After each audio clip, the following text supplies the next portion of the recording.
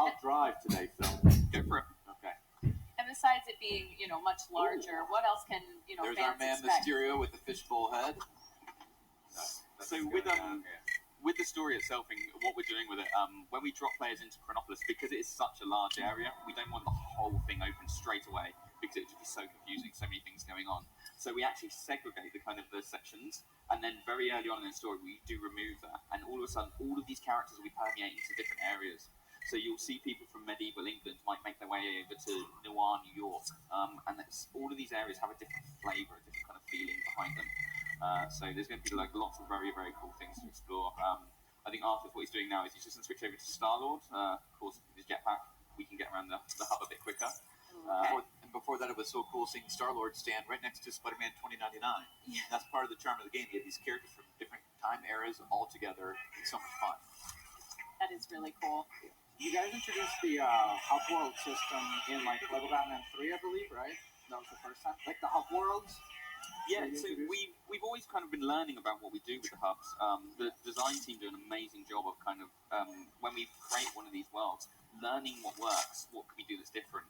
And that's why Chronopolis, we really do feel this is such a different experience to what we've done previously, because we've done it a couple of times now. We've learned so much, and being able to go, right, this game's coming out on Xbox One, PS4, Switch, and PC. Those consoles give us an ability to do things we previously couldn't do. So it's really kind of years worth of knowledge that the team kind of harvest to make this experience. I just saw a Zeppelin. There's a Zeppelin in this game. That's a beautiful thing.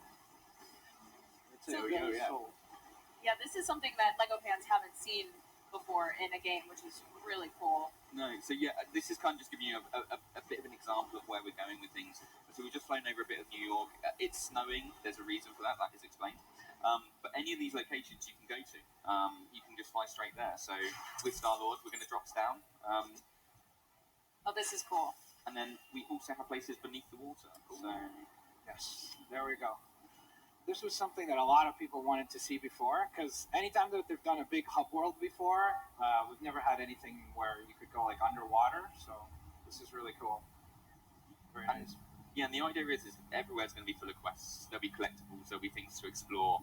And we want to make sure that with players, they know what they're doing, they know where to explore. So we've even got really cool things in, there's a brand new map that we've added for this, which is, I think Arthur can show it, and here we go. It kind of gives you a bit of an idea of the scale of all the locations you can go to. You see some awesome, familiar, famous Marvel locations. Kunlun, there's the Hydra Empire, Egypt, Hala, Noir, New York, the Wild West, Xandar, and it's so great to have how quickly you can go from different section to different section. You don't have to travel to different planets. It's all right there in Chronopolis. And how many hubs exactly are there? I believe it's 8. We've got 18 different sections that are kind of wedged together. The Inhumans. But that kind of really doesn't. The idea being that the hub isn't just one flat location. We do have this height to it as well. So if we're here, you can actually, if you wanted to, fly all the way up to nowhere. You kind of break the barrier and you kind of go into space, and you have nowhere there, and you can go there, but then you can dive straight back down. Having the Lemuria under the water. And it makes sense also as far as the storyline is concerned, because you got Kang the Conqueror, so he's it actually makes sense as to why all these places are aggregated together, right? Well, yeah, but that's at the heart of it. Everything that Marvel does and TT Games does is all about story. There has to be a reason why these things are happening. You, as a player, want to know, who am I fighting and why? What are they trying to do, and what must I do to stop them? Everything about Marvel is story, the stakes, the drama. What are the heroes trying to do? And that's everything. It makes everything just so cool and compelling. Wow. So we've just flown up. We've had the transition. So here is nowhere, and you're floating around basically in space now. And it's having that kind of experience for the gamer. These are places that people have so much passion for these locations, and we have it with the team as well. We've got massive Marvel fans in every department. And being able to say, right, we're going to make these worlds come to life. It's going to be the Lego version of these locations. So it's different to anything you've seen previously, but always familiar, always that true Marvel experience. Yeah, and there's obviously a ton of new characters on our roster this time around. Will we be getting any older fan favorites? I mean, as you see in the art we've released, front and center, you have someone like Spider-Man 2099, who's been beloved since he was introduced in the 80s, but right above him is a rather new character, Spider-Gwen. So again, we're doing this mix of older fan favorites and new fan favorites all together. And then you have wild versions. You have Hulk in his gladiator gear that you've seen in Thor, that you're going to see in Thor Ragnarok, and right next to him you have Cowboy Captain America. So again, times, realities all together, crazy versions of your favorite characters. Wow. Well, do you have any surprise characters in store for us? I think it's time. I think Is it time? It's time. I feel like for a something's about to world happen. Premiere. It's about time. So time. We have Agent Venom. Agent Venom. Okay, this is very cool. For those of you who know and love Venom, you're used to kind of the big hulking Venom. That's Eddie Brock in the symbiotic suit. We did a series in Marvel only about 5 years ago when Flash Thompson, who used to be Peter's old bully, he grew up. He kind of saw the light. He changed his life. He went to war. He actually got wounded. Had one of his legs amputated, and decided to turn his life around. And he was bonded with the symbiote, and he became Agent Venom, and it brought out his soldier training. So here you have, you're used to the big evil version of Venom, and here's this cool kind of good version of Venom. And I see he looks really cool. And this is one of the great things about being able to work on these titles. Oh, cool. I've got Spider-Gwen that we mentioned earlier. I've got a friend who is going to be very excited that Agent Venom's actually in the game. So She's taking a selfie. Oh. Because the youths, they're all about technology, right? The youths.